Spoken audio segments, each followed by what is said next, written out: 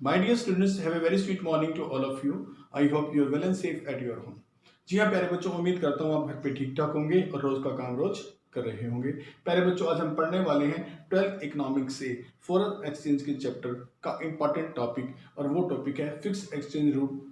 Fix exchange rate का जो है टू टाइप्स हैं। उसमें फर्स्ट सिस्टम आता है हमारा gold standard system of exchange rate, और हम इसे कह सकते हैं an old variant of fix exchange rate system.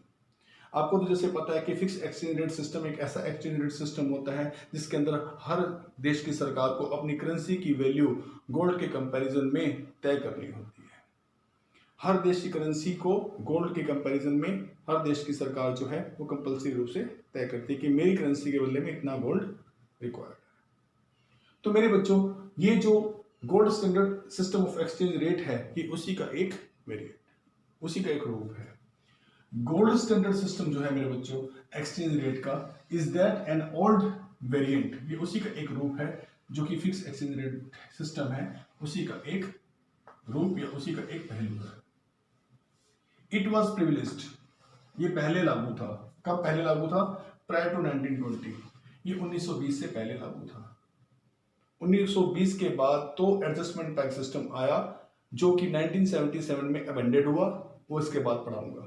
जी हाँ, 1920 के बाद जो है वो धीरे धीरे है Britain would exchange rate system आया, यानी कि एडजस्टमेंट पैक सिस्टम आया जो 1977 में अमेंडेड हो गया, और उसके बाद फ्लेक्सिबल रेट ऑफ एक्सचेंज जो है वो पूरे इंटरनेशनल मार्केट में लागू। अकॉर्डिंग टू दिस सिस्टम, इस सिस्टम के अनुसार, इस सिस्टम की बात कर रहे हैं, according to this system gold was taken as the common unit of parity between the two different currency. इस सिस्टम के अनुसार दो कंट्री की जो करेंसी है उसमें जो पैरिटी का काम करेगा, एक्सचेंज का काम करेगा, वो गोल्ड करेगा। हर देश की सरकार ने अपनी करेंसी की एवज में गोल्ड की मात्रा तय कर रखी है। अब दो कंट्री अगर आपस में व्यापार करती हैं तो उनके अंदर करेंसी का जो एक्सचेंज है वो गोल्ड के मायनों में, सही मायनों में गोल्ड के रूप में, पैरिटी के रूप में, एक्सचेंज के रूप में काम करेगा। हर कंट्री जो है, ईच कंट्री जो है उसको अपनी करेंसी की वैल्यू, गोल्ड स्टैंडर्ड सिस्टम के बारे में हर कंट्री को अपनी करेंसी की value in terms of gold निर्धारित करनी है। इसी कारण से उसकी करेंसी की जो वैल्यू है in terms of other currency, दूसरी करेंसियों के साथ was fixed considered to be gold value, वो गोल्ड वैल्यू के रूप में फिक्स होती है। एक कंट्री की कितनी यूनिट ऑफ करेंसी हम दे रहे हैं उसके बदले में कितना गोल्ड जो है वो तय है। दूसरी कंट्रीज के साथ अगर हम एक्सचेंज करना चाहते हैं तो उसकी कितनी यूनिट ऑफ करेंसी और कितना गोल्ड उसका जो है ये आपस में मेजर किए जाते हैं। जी हाँ, ये आपस कंसिडर किए जाते हैं। कैसे निकलती है इसमें एक एग्जांपल से समझाने की कोशिश करता हूँ। Gold standard system of exchange rate, example के लिए सपोज कर लीजिए, मान लीजिए एक यूके का जो पौंड है, ये पौंड का साइन है, एक यूके का जो पौंड है वो 4 गेन ऑफ गोल्ड के बराबर है। 4 गेन, या तोले की बात नहीं कर रही, पहले गेन की बात कर रहा हूँ। 4 गेन्स ऑफ गोल्ड के बराबर है। ऐसे ही एक यूएसए वाले ने तय कर रखी। डियर स्टूडेंट्स, हम बात कर रहे थे कि एक यूएसए का जो डॉलर है वो 2 गेन गोल्ड के बराबर है।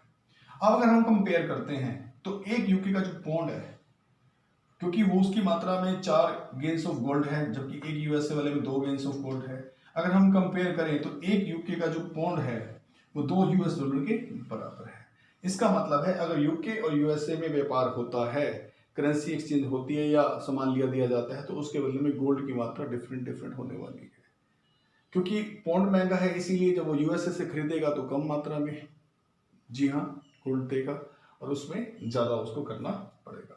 तो मेरे बच्चों, यहाँ जो मेन पैरिटी है एक्सचेंज की, वो मेन पैरिटी जो है दो करेंसीज के बीच में वो गोल्ड ही रहेगा।